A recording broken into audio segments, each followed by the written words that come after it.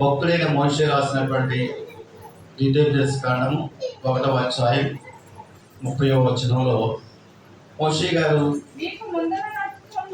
మీకు ముందర నడుచుచున్న మీ దేవుడైన యెహోవా మీ కన్నుల ఎదుట ఐగుప్తులోను అరణ్యములోను మీ కొరకు చేసినట్టు మీ పక్షముగా యుద్ధము చేయును.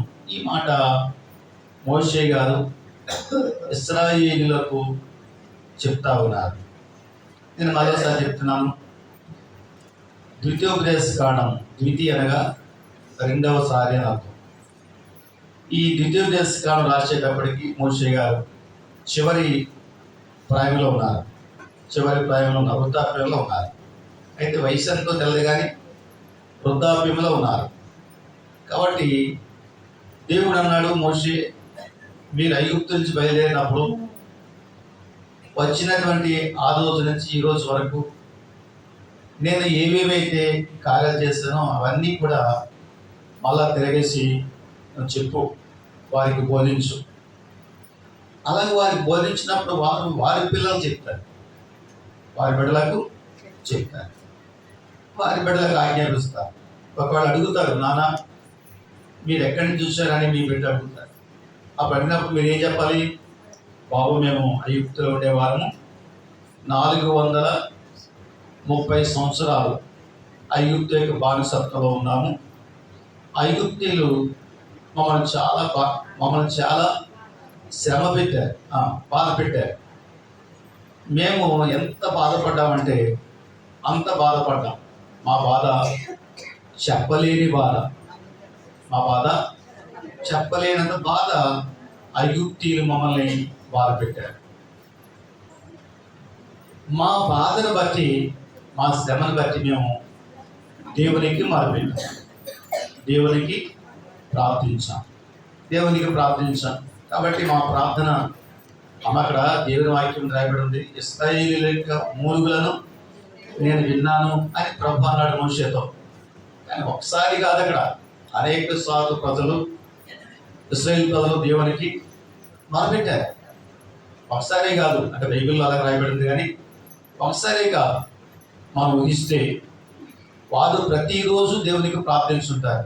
ప్రభువా ఈ చెర నుంచి, ఈ బంధకాల నుంచి మాకు విముక్తినైనా అని ప్రజలు, పురుషులు స్త్రీలు అందరూ కలిసి ప్రార్థన చేస్తుండవచ్చు, మొదలుపెట్టుండవచ్చు.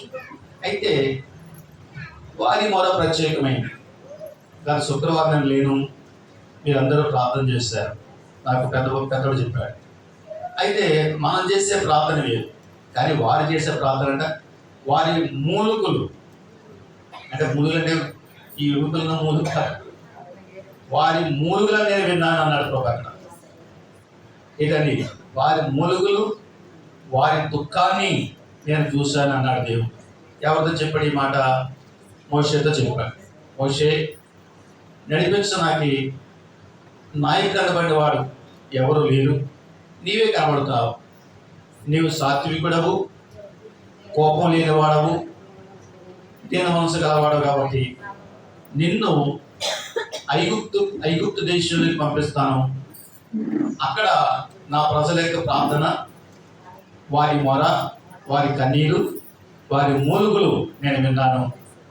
రా, నిన్ను పంపిస్తానని మోషేని పంపించి అక్కడ మోషే దేవుని వాక్యాన్ని ప్రకటించాడు. ఫరోకి దేవుని వాక్యాన్ని ప్రకటించాడు. చూడండి, ఈ ప్రకాష్ గారు పాల్పడతారు. నెత్తివాడైన మోషేను ఫరో ఎదుట నిలబెట్టిన దేవా, ఏ పాట అది? అది మంచి పాట అది.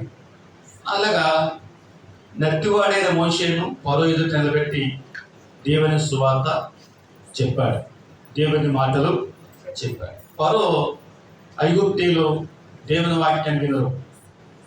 వారు ప్రతిదానికి పూజ చేస్తారు, నీటికి పూజ చేస్తారు, సమాధికి పూజ చేస్తారు, విగ్రహాలకు పూజ చేస్తారు, పిరమిడ్స్ పూజ చేస్తారు, కనబడే ప్రతిదానికి పూజ చేస్తారు.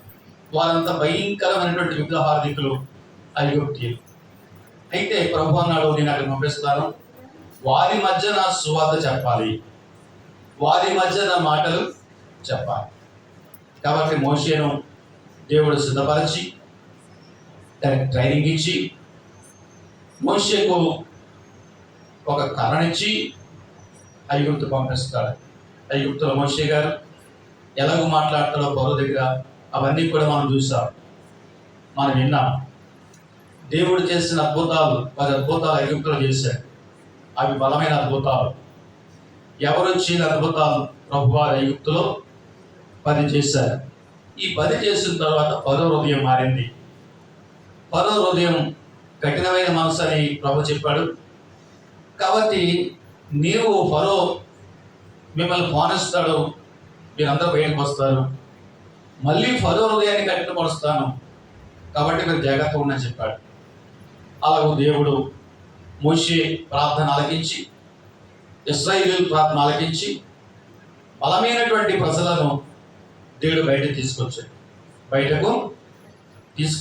అక్కడి నుంచి ప్రారంభమైనండి వారి నడక, వారి ప్రయాణం. ఎలాగ నడిచారు వారు? కాలితోటే నడిచారు. అక్కడ నడవలేని వారని నడవగలిగే వారని భేదం లేదు. వారందరూ కూడా కాలి నడకను నడిచారు. కాలి నడక నడిచినట్లుగా వాక్యం చెప్తా ఉంది, వాక్యం మనకు బోధిస్తా ఉంది. కనీసం వారు ఒక కోడి పెట్టిన కూడా వారు వదలలేదట. వారే కాదు, ఇంకా ఐగుప్తుల దగ్గర నుంచి బంగారం అడిగి తీసుకుని వారు బయటకు తెచ్చేస్తున్నారట. ఐగుప్తు బంగారం చాలా విలువైంది. కాబట్టి వారి బంగారాలు, మరి కృపాకర్ చెప్తున్నారు, వారి వస్త్రాలు, వారు ఎంత ఇస్తే అంత తీసేసుకుని ఇశ్రాయేలు పనులు బయలుదేరిపోయారట. కాబట్టి వారు అలాగూ తీసుకుని వారి ప్రయాణం మొదలుపెట్టారు.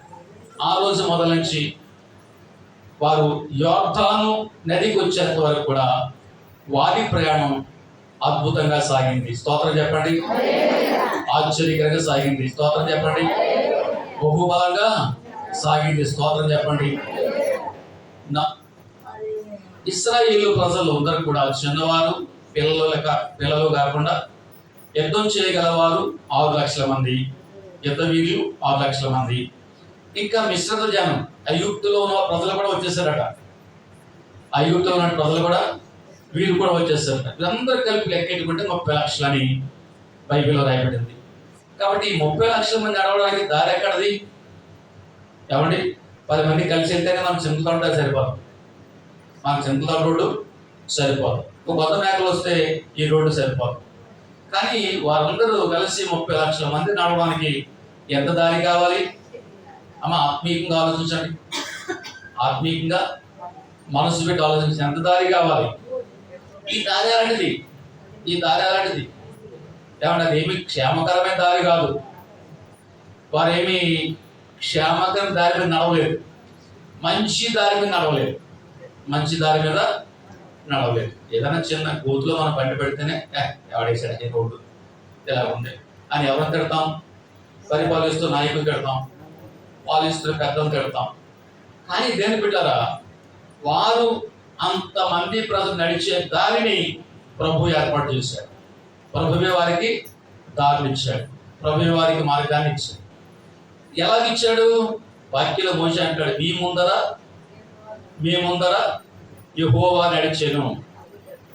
యెహోవా నడిచెను. చాలా మంది అంటారు, నా వెనక రండి, నేను ముందు నడుస్తాను, నా వెనక మీరు రండి అంటారు. కాబట్టి ముందు నడిచే వాడికే తగులుతాయి దెబ్బలు. రాళ్ళైనా ముళ్ళైనా ఏమైనా కూడా ముందు నడిచే వారికే తగులుతాయి. ముందు నడిచేవాడు ఏమంటాడు? దారి బాగాలేదు, జాగ్రత్తగా రండి, ఆ శ్మశానికి వెళ్తాం కదా, ఆ శ్మశానం దారి అసలు బాగోదు. నేను అంటాను, ముందే వెళ్తాను నేను, బాబు చూడండి దారి బాగోలేదు, జాగ్రత్త రండి అని చెప్తాను. అలాగా నన్ను వెంబడించి వస్తూ ఉంటారు. కాబట్టి ప్రభువు కూడా వారి ముందుండి, ప్రజలారా, ఇశ్రాయేలు వారులారా, నేను ముందు నడుస్తాను, మీరు నా వెనుక రండి. కాబట్టి మార్గం చూపించే దేవుడు మన దేవుడు, మార్గాన్ని సరళం చేసే దేవుడు. యోహాను ఏమన్నాడు? యోహాను గారు ఏమన్నారు? అరణ్యంలో కేక వినబడుచున్నది, ప్రభు మార్గాన్ని సరళము చేయుడి. ఏమన్నాడు యోహాను గారు? ఏమన్నాము యోహాను సువార్తలో? యోహాను గారు ఏమన్నారు? ప్రభు మార్గమును సిద్ధపరచుడి, సరళం చేయుడి.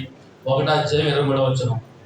యోహాను 1:23లో అందుకు అతడు, ప్రవక్త యేషయా చెప్పినట్టు, నేను ప్రభు త్రోవను సరళము చేయుడి అని అరణ్యములో ఎలుగెత్తి చెప్పు ఒకరి శబ్దము. ఎవరి శబ్దం అది? మీరు బాగా అర్థం చేసుకున్నారు. ఎవరి శబ్దం అంటే యోహాను. యోహాను ఎందుకు వచ్చాడు? ప్రభు మార్గాన్ని సరళం చేయడానికి వచ్చాడు. ప్రభు మార్గాన్ని సరళం చేయడానికి వచ్చాడు. కాబట్టి ముందు యోహాను నడిచాడు. ఆ మార్గంలో ముందు యోహాను నడిచాడు. యోహాను అనగా బాప్తిస్మిచ్చు యోహాను, బాప్తిస్మిచ్చు యోహాను. కాబట్టి యోహాను యోర్దాను నదిలో నిలబడి, సర్ప సంతానమా, రాబో ఉగ్రత నుంచి తప్పించగలవాడు ఎవడు? రండి, ప్రభు అయినటువంటి యేసుక్రీస్తు నామమున మీరు బాప్తిస్మం పొందండి అని అక్కడ ఉన్నటువంటి వారందరికీ దేవుని వాక్యం చెప్పి, సువార్త చెప్పి వారందరికీ బాప్తిస్మం ఇచ్చాడు. వారందరికీ బాప్తిస్మం ఇచ్చాడు. అక్కడ వారందరూ ఏమన్నారు? అయ్యా మేము ఏం చేయాలని యోహాను అడిగితే యోహాను గారు ఏమన్నారు? మీరందరూ ప్రభుని తెలుసుకోండి, మీరు కలిగిన వారికి లేని వారికి ఇవ్వండి. ఒక అంగి, 2 అంగీలు ఉంటే ఒక అంగి ఇవ్వండి, ఆహారం ఉంటే ఆహారం పెట్టండి.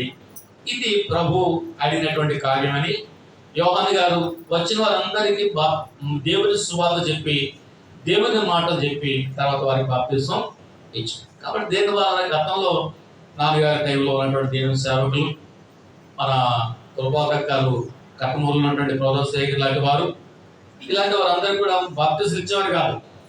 బాప్తిసాలు ఇచ్చేవారు కాదు. బాప్తిస్మం అంటే ముందు మీరు రండి, వాక్యం వినండి, హృదయాన్ని మార్చుకోండి, మనసు మార్చుకోండి, అప్పుడు నేను బాప్తిస్మం ఇస్తానని పెద్దలు అలాగే వారిని కొన్నాళ్ళు నడిపించేవారు. వారికి బాప్తిస్మం ఇచ్చేవారు. ఇప్పుడు వాక్యం విన్న తర్వాత, వారు మారిన తర్వాత బాప్తిస్మం ఇచ్చేవారు. కానీ ఈ రోజుల్లో బాప్తిస్మం అలా కాకుండా అడిగితే ఇచ్చేది, అడిగితే ఇచ్చేది. కాకపోతే మీరు ఇవ్వకపోతే నేను ఇంకో దిక్కుని తీసుకుంటాను, ఇంకొకరు ఇచ్చేవారు ఉన్నారు అని ఈ రోజుల్లో ఇలాంటి తారతమ్యాలు వచ్చినాయి. కాబట్టి అడిగిన వెంటనే బాప్తిస్మం అవ్వాల్సి వచ్చింది. కానీ యోహాను ఏం చేశాడమ్మా? ముందు వారికి వాక్యం చెప్పాడు. ఏం చేశాడు? వాక్యం ముందు వారికి వాక్యం చెప్పాడు. యోహాను చేత బాప్తిస్మం తీసుకునే వచ్చే వారందరికీ, యోర్దాను ఉన్న వారందరికీ ఆయన వాక్యం చెప్పిన తర్వాత వారికి బాప్తిస్మం ఇచ్చాడు. బాప్తిస్మం ఇచ్చాడు. తర్వాత యేసు ప్రభు కూడా వచ్చాడు, నాకు బాప్తిస్మం అని వచ్చాడు. యేసు ప్రభు వయసు ఎంత? 30 సంవత్సరాల ఆయన బాప్తిస్మానికి వచ్చాడు. యేసు ప్రభు కూడా వాక్యం చెప్పాడు. స్తోత్రం చెప్పండి, హల్లెలూయా. యోహాను, నాకు నువ్వు వాక్యం చెప్పినవేంటని ప్రభు అడగలే, ప్రభు చెప్పలేదు. విన్నాడు దేవుడు.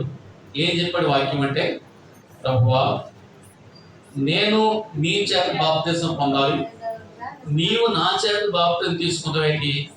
ఇది వాక్యం, ఇది వాక్యం. కాబట్టి దేని బిడ్డలు అప్పుడు ప్రభు ఏమని చెప్పాడంటే, నీతి యావత్తు ఇలా జరగాలి యోహాను, నాకు బాప్తిస్మం అని తిరిగి యేసు ప్రభు కూడా వాక్యం చెప్పాడు.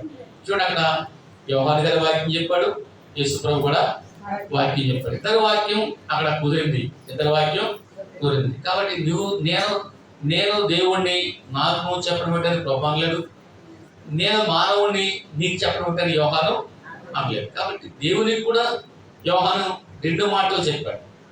2 మాటలు చెప్పి బాప్తిస్మం ఇచ్చాడు. అంతే కదా, వెంటనే బాప్తిస్మం యేసు ప్రభుకి ఇవ్వలేదు. కాబట్టి బాప్తిస్మం ఇచ్చిన తర్వాత యేసుక్రీస్తు వారు యోహాను దగ్గర నుంచి బయటకు ఒడ్డుకు వస్తున్నటువంటి సందర్భంలో తండ్రి కూడా వాక్యం చెప్పాడు. యేసుక్రీస్తు వారు పంపిన తండ్రి కూడా వాక్యం చెప్పాడు. ఎలా చెప్పాడు? ఈయన నా ప్రియ కుమారుడు, ఈయన యందు నేను ఆనందించుచున్నాను, సంతోషించుచున్నాను, మరి మీరు కూడా ఈయన మాట వినండి, ఈయన యందు మీరు సంతోషించండి యేసు ప్రభు చెప్పారు. తర్వాత యోహాను గారు ఏమన్నారు? ఇదిగో లోక పాపములు మోసుకొని పోచున్న దేవుని గొర్రెపిల్లని అక్కడ యోహాను గారు కూడా సందర్భాలు బట్టి మాట్లాడారు. ఇంకెవరని యోహాను గారు? నేను ఆయన చెప్పులు ఇప్పుడుకైనను యోగ్యుడను కాదు, ఆయన చెప్పులు ముట్టుకోవడానికి కూడా నేను యోగ్యుడను కాదు. కాబట్టి అది తగ్గింపు అంటే యోహాను గారు అలాగూ మరి చెప్పి యేసుక్రీస్తు వారి కంటే ముందు అంటే వాక్య ప్రకారం లెక్క పెడితే 6 నెలలు తేడా వస్తుంది. యేసుక్రీస్తు వారేమో 6 నెలలు వెనుక, యోహానేమో 6 నెలల ముందు వచ్చి ఏం చేశాడు? ప్రభుకి మార్గాన్ని సరళం చేశాడు. మార్గాన్ని శుభ్రపరిచాడు. మార్గాన్ని వేశాడు. ఎప్పటి వరకు వేశాడు మార్గం అంటే యోహాను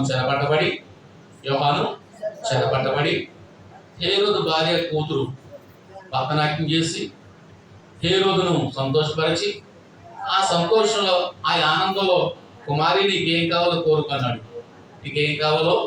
కోరుకోమన్నాడు. కుమారి ఏం చేసింది? ఆ అమ్మ అడిగింది వెళ్ళి, అమ్మ హేరోదు గారు నీ కోరిక ఏంటని అడుగుతున్నాడు, ఏం కోరమంటావా? అర్ధరాజ్యాన్ని కోరమంటావా, ధనాన్ని కోరమంటావా, వెండి కోరమంటావా అంటే అదేమంది పనికిమల్ది. ఏమండి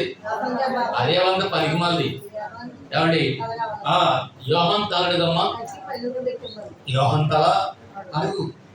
తల అడుగు అంది. చూసారా దేని బిడ్డరా, దేవుని వాక్యం ఎంత బాగా నెరవేరుతా ఉందో.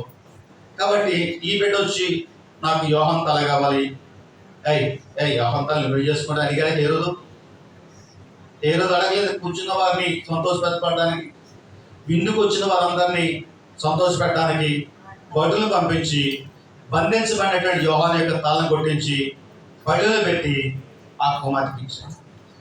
కాబట్టి ఆయన వచ్చి త్రోవను సరళం చేసి ఆయన అలాగే వెళ్ళవలసి వచ్చింది. యోహాను గారు అలాగే వెళ్ళవలసి వచ్చింది. ఇక్కడ ఇశ్రాయేలు ప్రజలకు ఏం చేశాడు? ఆయన మార్గంలో ముందని వచ్చి త్రోవను సరళం చేసి త్రోవను సరిదిద్ది వారందరినీ 40 సంవత్సరాలు నడిపించారు. ఒక రోజు కాదు, 2 రోజులు కాదు, 1 నెల కాదు, 1 సంవత్సరం కాదు, 40 సంవత్సరాల వారికి మార్గాన్ని ఇచ్చాడు దేవుడు. 40 సంవత్సరాల వారికి మార్గాన్ని ఇచ్చాడు. 40 సంవత్సరాల వారికి వెలుగిచ్చాడు. చీకటి లేదు వారికి, చీకటి. ఎందుకంటే వారి ప్రయాణం అలాంటిది. అడవుల్లో, కొండల్లో, నదుల్లో, ఎడారిలో నడిచేటువంటి నడక బట్టి వారికి దేవుడు తానే వెలుగై ఉండి అమ్మ ఆ వెలుగు ఎంత కావాలండి? ఒకసారి మీరు ఆలోచన చేయండి. ఒకసారి మనసు పెట్టి హృదయం పెట్టి ఆలోచించండి. అంతమంది ప్రజలకు సామాన్యమైన వెలుగు కాదు, ఎంతమంది సాగుతారమ్మా? కృపతక్క 30 లక్షల మంది అంటే ఎంత పడుకుంటారు? ఇంచుమించు కాలేరు ఎదురుమూడి అంతవరకు ఉంటారు. ఈ ప్రజలందరూ అంతవరకు ఉంటారు. బెడలు ఎంత ఉంటారు అనుకున్నాం. చాలా వరకు ఈ కోరపరగా నుంచి వసతి వరకు బెడలు ఉండొచ్చు. ఇంత కాంతి దేవుడు ఇచ్చాడు. స్తోత్రం చెప్పండి, ఇంకోసారి చెప్పండి. ఇంత కాంతి. ఎలాంటి కాంతి అంటే వారి మధ్యలో సూది పెడితే, అర్థమవుతాం మీకు? వింటున్నారా? వారి మధ్యలో సూది పెడితే తీసుకునేంత కాంతి వారికి ఇచ్చాడు దేవుడు. వారి మధ్యలో సూది పడిన ఏది పడినా కనబడేటువంటి వెలుతురు దేవుడు వారికి ఇచ్చి అలాంటి వెలుతురులో దేవుడు వారిని నడిపించాడు. ఈ 40 సంవత్సరాలు వేసవకాలం వస్తుంది, వర్షాకాలం వస్తుంది, చలికాలం వస్తుంది. చలికాలం వస్తుంది. కాబట్టి 40 సంవత్సరాల్లో వేసవకాలం వచ్చినా, చలికాలం వచ్చినా, వర్షాకాలం వచ్చినా వారికి వెక్క తగలకుండా, వర్షం వారి మీద పడకుండా, చలి వారి మీద పడకుండా, మంచు వారి మీద పడకుండా దేవుడు షెకీనా మేఘం, ఏ మేఘం అండి? షెకీనా మేఘాన్ని వారికి ఇచ్చాడు. రాత్రి నేను కాకినాడ నుంచి రాలేకపోయాను, అంత చలేసింది. అర్థం చేసుకుంటాను. నేను ఏ ప్రయాణం చేసినా ప్రభా వారికి నువ్వు చలి లేకుండా నీ షెకీనా మేఘాన్ని వారికి ఇచ్చి, చలి లేకుండా, ఎండ రాకుండా, వర్షం రాకుండా, మంచు రాకుండా ప్రభు వారిని కాపాడావంటే నీవెంత గొప్ప దేవుడవయ్యా, నీవెంత శక్తివంతుడు అయినా నా మనసు నేను పొగడతా ఉంటాను దేవునికి స్తోత్రం. హల్లెలూయా. కాబట్టి దేని వలన మార్గమై ఉన్న దేవుడు వాక్య సెలవిస్తూ ఉంది. ఏమైనా దేవుడు అండి? యోహాను 14లో నేను చేస్తాను. యోహాను 14లో ఏమన్నాడైనా 10 అధ్యాయం 4వ వచనం. ఎస్, త్వరగా. మరియు అతడు తన సొంత గొర్రెలన్నిటినీ వెలుపలికి నడిపించును. అమ్మా ఏంట్రా? వెలుపలికి నడిపించినప్పుడల్లా అమ్మా వెలుపలికి నడిపించినప్పుడల్లా వాటికి ముందుగా నడిపించును అని యోహాను సువార్తలో 10:4 రాయబడింది. ఈ 10 అధ్యాయం అంతా కూడా గొర్రెలు కాపరి కాపాడుతూ ఉన్నారు. అమ్మ మీరు బైబిల్ చదవండి, ఇంటికాడ మా బైబిల్ చదవండి, కాయాపం చేయకండి. కాబట్టి ఈ 10 అధ్యాయం 4 చివరి మాట, వాటి ముందర ఆయన నడుచును. వాటి ముందర ఆయన నడుచును. కాబట్టి ఏటి ముందర? గొర్రెలకు ముందర. బైబిల్లో గొర్రెలు అనగా ఎవరు? విశ్వాసులు. ఎవరమ్మా? దేవుని బిడ్డలు. ఆయన స్వరక్తం ఇచ్చి సంపాదించినటువంటి జనాంగానే గొర్రెలు అనొచ్చు, విశ్వాసులు అనొచ్చు, దేవుని ప్రజలు అనొచ్చు. దేవుని అది. కాబట్టి గొర్రెలకు ముందు ఎవరు నడుస్తారు? కాపరి నడుస్తారు. గొర్రెలు వెనుక కూడా ఒక ఆయన ఉంటాడు. అయితే గొర్రెలు వెనుకుండి తోలేటువంటి ఆయన ప్రముఖుడు కానీ ముందర ఉండి నడిపించేవాడే ప్రముఖుడు. దేవునికి స్తోత్రం. కాబట్టి ఎందుకంటే గొర్రెలకు ఆహారం ఎక్కడుందో ముందు నడిచేవాడు సిద్ధపరచాలి. గొర్రెలకు నీళ్ళు ఎక్కడున్నాయో ముందు నడిపించేవాడు సిద్ధపరచాలి. నీళ్ళను అక్కడ ఆఫ్ చేయాలి, ఆహారం ఆఫ్ చేయాలి. ఈ గొర్రెలన్నీ కూడా సంతృప్తిగా తింటారు, సంతృప్తి తాగిన తర్వాత మళ్ళీ ముందుకు వెళ్తాడు. అలాగే గొర్రెలు కూడా ముందున్న వాడిని వెంబడిస్తాయి. గొర్రెలు కూడా ముందున్న వాడిని వెంబడిస్తాయి. కాబట్టి దేనివల్ల మన తండ్రి కాపరైతే, మన గొర్రెలు అయితే మనం ఎవరిని వెంబడించాలి? వెనక ఉన్నవారు ఎవరిని వెంబడించాలి? నడిపించే నాయకుడిని వెంబడించాలి. ఆ నాయకుడే మన ప్రభు అయినటువంటి యేసుక్రీస్తు వారు.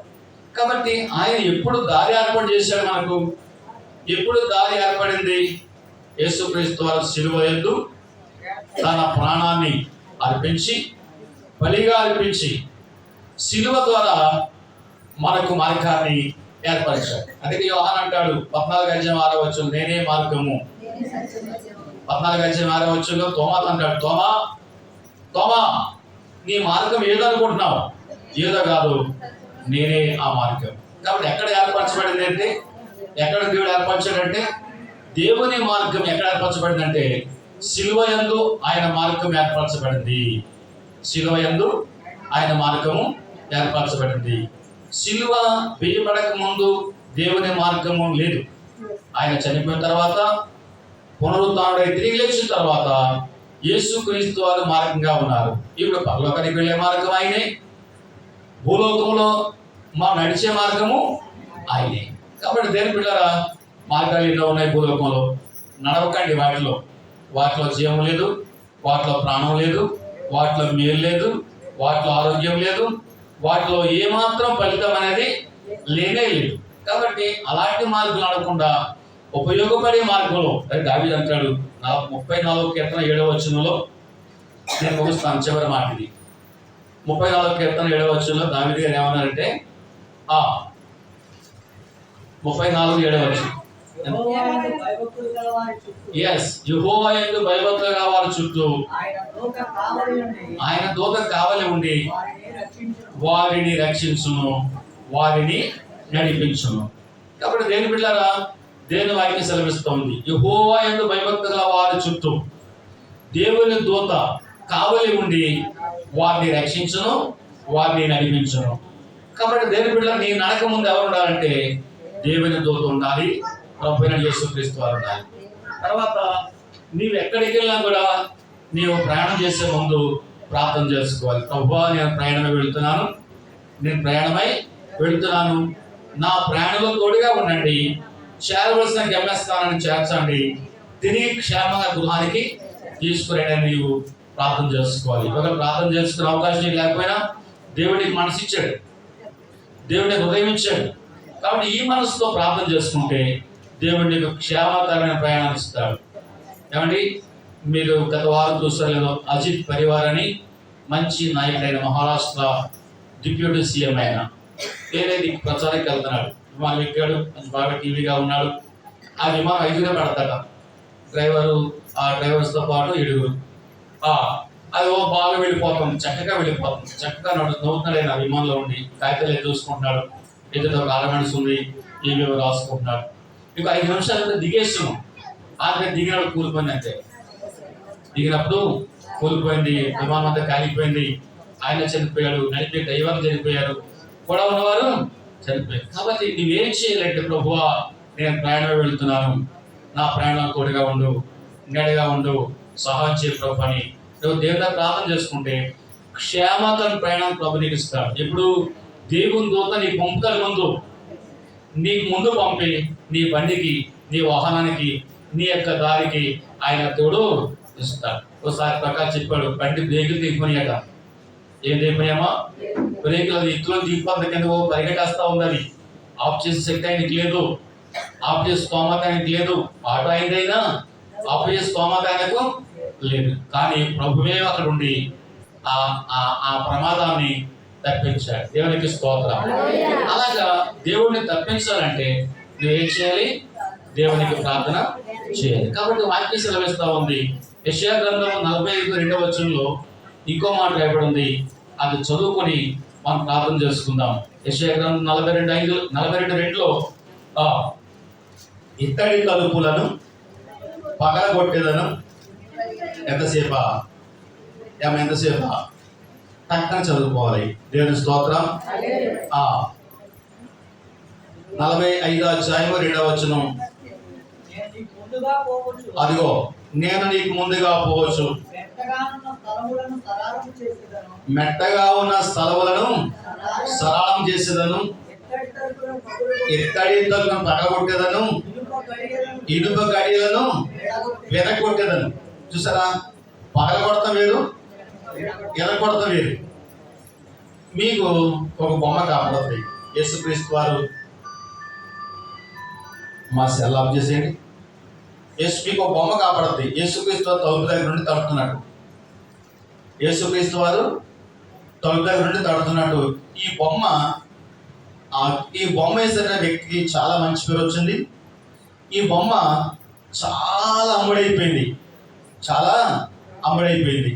ప్రపంచంలో ఈ బొమ్మకు ఇచ్చిన బొమ్మ ఇంకోటి లేదు. మీరు చూస్తూ ఉంటారు, యేసుక్రీస్తు వారి బొమ్మ దగ్గర నుండి చేస్తుంటుంది, చేసి ఉంటుంది. దానికి అర్థం ఏంటి? నేను తలుపు వైపు నుండి తట్టుచున్నాను, నా తలుపు తీసేలా నేను లోపలికి వస్తానని యేసుక్రీస్తు వారు చెప్పినట్టుగా బొమ్మ వేశారు.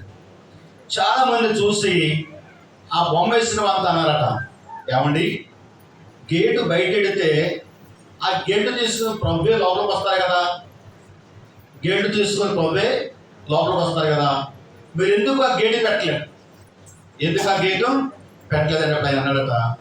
గేటు తీసే బాధ్యత అయింది కాదు, గేట్ లోపల ఉంటుంది. ఆయన పిలిస్తే నేను ఆ తాళం తీసుకుని ఆ గేట్ తీసుకుని లోపల బయటకు వస్తానని అతను సమాధానం చెప్పాడట. అలా దేని పిల్లరా, ఇనప గడియలను పగలగొట్టేదను, ఎత్తడి తలుపులను వెనకొట్టేదను. ఆయనకి అసాధ్యమైన దేవుడు కూడా నీకు త్రోవలు సిద్ధపరచడానికి మెట్టలు దేవుడు సరళం చేసేస్తాడు. మెట్టలుగా శ్రమలు, ఈ మెట్టలుగా శ్రమలు వీటిని సరళం చేసేస్తాడు. ఇనుప గడియలు, ఎత్తడి తలుపులు ఎరగొట్టేస్తాడు, పగలగొట్టేస్తాడు. నీ ముందు అవేమి ఎక్కువ కాదు. కాబట్టి దేని బిడ్డారా, దేవుని వాక్యం సెలవిస్తా ఉంది, నీకు ముందు నడుచు దేవుడు యెహోవా. ఆయన బలవంతుడు, ఆయన శక్తివంతుడు, ఆయన ప్రభావం కలవాడు. గడిచిన నెల అంతా మన ముందర ఆయన నడిచాడు. ఈ నెల కూడా ప్రభు నా ముందర దేవుడు నడిచి నాకు మార్గం ఇచ్చి నన్ను కాపాడు ప్రభు అని దేవులో ముందు సాగుతూ మరి ఆయనలో ముందు నడుచుకుంటూ వెళ్ళిపోదామని ప్రభు దాన్ని మీకు మనకేస్తా ఉన్నాను. దేవుడి వాక్యం దీవించును గాక.